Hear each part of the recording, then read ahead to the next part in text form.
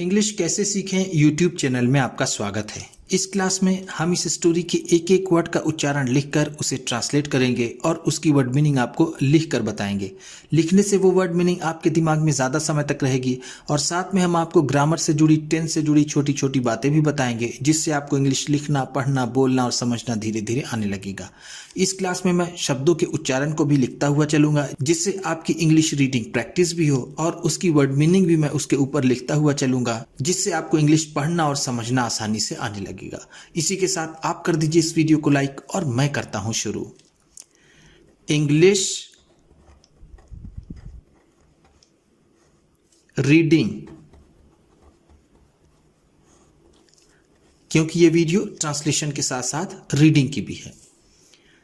There are two pots. There are two pots. दो बर्तन हैं। दो बर्तन हैं। आर का मतलब है हैं, टू का मतलब दो, पॉट्स बर्तन। देयर की यहां कोई खास मीनिंग नहीं है। देयर को सिर्फ सब्जेक्ट के रूप में यूज किया गया है। दो बर्तन हैं। Mud and brass. Mud and brass, मिट्टी का बर्तन और पीतल का बर्तन। मड का मतलब ऐसे तो होता है गीली मिट्टी, गीली मिट्टी या फिर कीचड़, लेकिन हम यहां पर इसे मिट्टी का बर्तन कहेंगे। ब्रास का मतलब होता है पीतल, लेकिन हम यहां इसे इस स्टोरी में पीतल का बर्तन ही कहेंगे। मिट्टी का बर्तन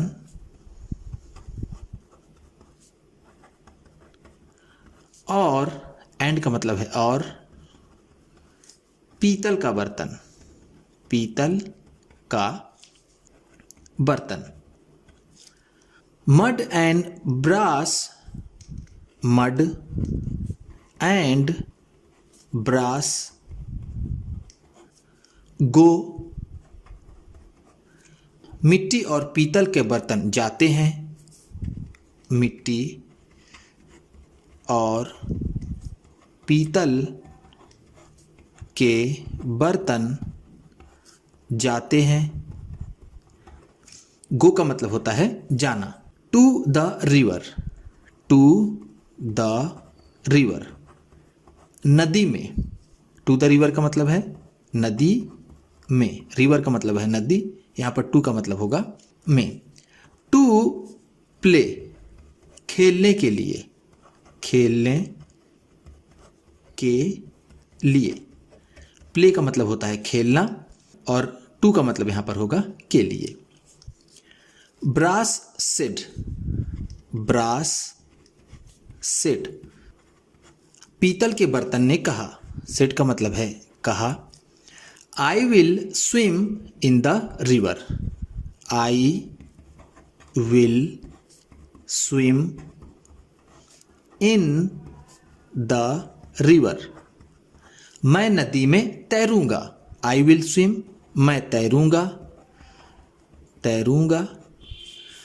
इन द रिवर, नदी में। आई का मतलब मैं, विल स्विम का मतलब तैरूंगा, स्विम का मतलब होता है तैरना, विल है इसलिए यहां पर गागेगी है, मैं तैरूंगा। इन द रिवर, नदी में। इन का मतलब में और रिवर का मतलब नदी। बट, लेकिन, यू कैन नॉट, लेकिन तुम नहीं तैर सकते, लेकिन तुम नहीं तैर सकते। यहां पर देखिए सिर्फ यू कैन नॉट लिखा है, यू कैन नॉट स्विम नहीं लिखा है। इस तरह के सेंटेंस में वर्ब सिर्फ एक बार यूज किया जाता है, यहां पर स्विम यूज किया गया है। इसका मतलब होगा तुम नहीं तैर सकते। मड सेड, मड सेड, मिट्टी के बर्तन ने कहा। वाई, क्यों, क्यों यानी मैं क्यों नहीं तैर सकता। ब्रास सेड, पीतल के बर्तन ने कहा। If you hit a rock, if you hit a rock, अगर तुम किसी चट्टान से टकरा जाओगे, अगर तुम किसी चट्टान से टकरा जाओगे। इफ का मतलब है अगर, यू का मतलब तुम, हिट का मतलब होगा टकराना, आ का मतलब है किसी। ध्यान दीजिएगा, आ का मतलब दो होता है, एक एक और दूसरा किसी, और रॉक का मतलब चट्टान। अगर तुम किसी चट्टान से टकरा जाओगे, you will break, you will break, तुम टूट जाओगे, तुम टूट जाओगे। ब्रेक का मतलब होता है टूटना, और विल है तो टूट जाओगे, यू का मतलब तुम। मड सेड, मिट्टी के बर्तन ने कहा। Let me try, let me try, मुझे कोशिश करने दो, मुझे कोशिश करने दो।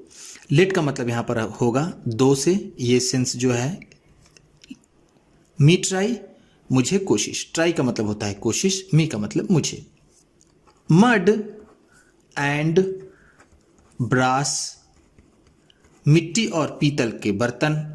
Start to swim, start to swim, तैरना शुरू कर देते हैं। In the river, in the river, नदी में। स्टार्ट का मतलब है शुरू करना, शुरू करना। स्विम का मतलब तैरना। इन द रिवर, नदी में, नदी में। ब्रास सेड, पीतल के बर्तन ने कहा। Let us swim deeper,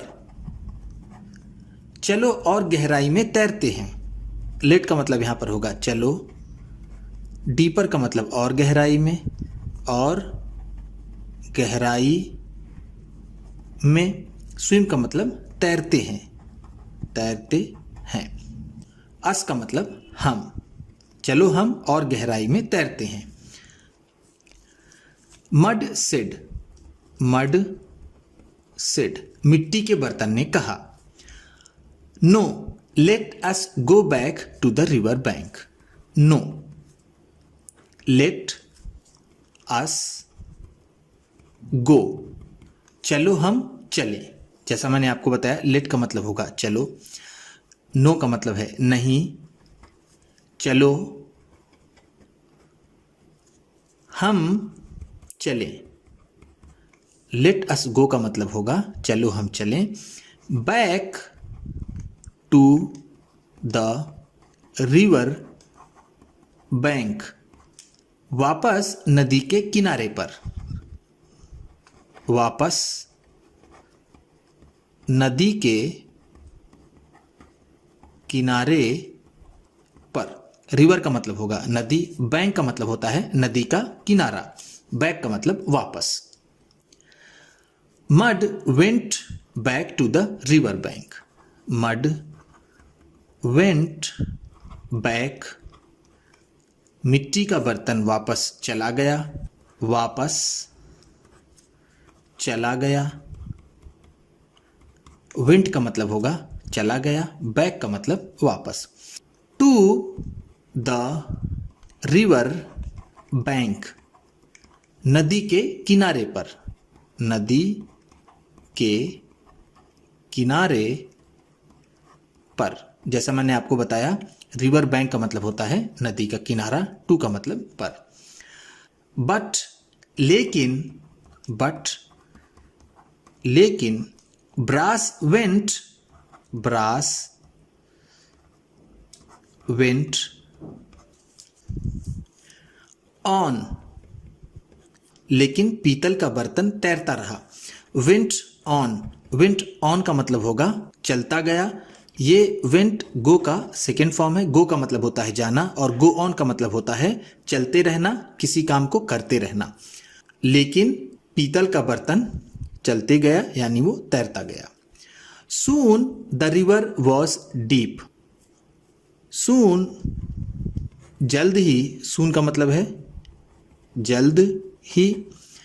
the river was deep, गहरी नदी आ गई। रिवर का मतलब नदी, डीप का मतलब गहरी। गहरी नदी हो गई या फिर गहरी नदी आ गई थी। And the brass was not able to swim. And और brass was not able to swim, और पीतल का बर्तन नहीं तैर पा रहा था या फिर तैरने में असमर्थ था। नॉट एबल का मतलब होता है असमर्थ।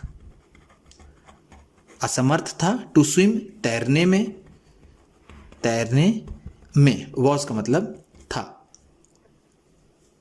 हेल्प हेल्प, हेल्प हेल्प, मेरी मदद करो, मेरी मदद करो। हेल्प का मतलब अगर इस तरह से रहे एक्सक्लेमेटरी साइन के साथ तो इसका मतलब होता है मेरी मदद करो, मेरी मदद करो।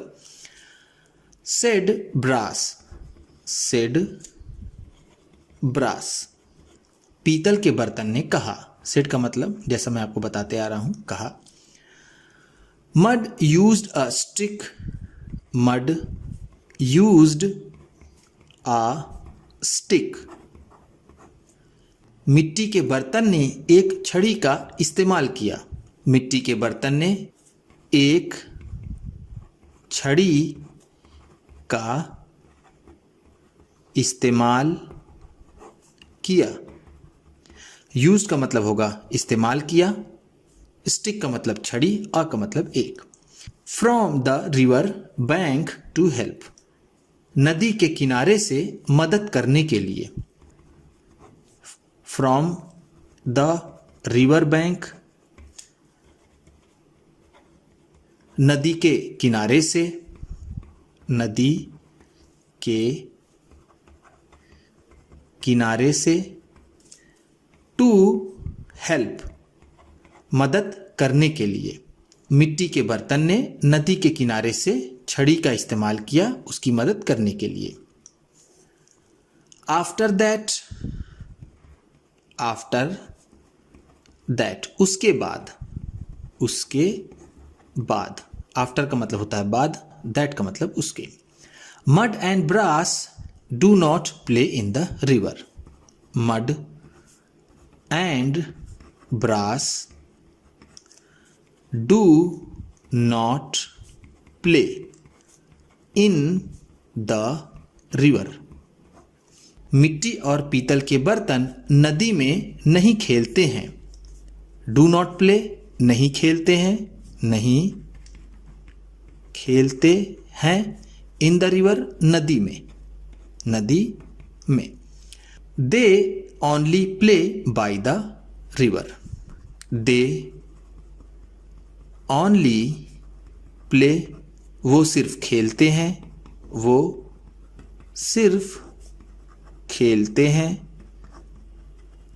बाई द रिवर, नदी के किनारे, नदी के किनारे।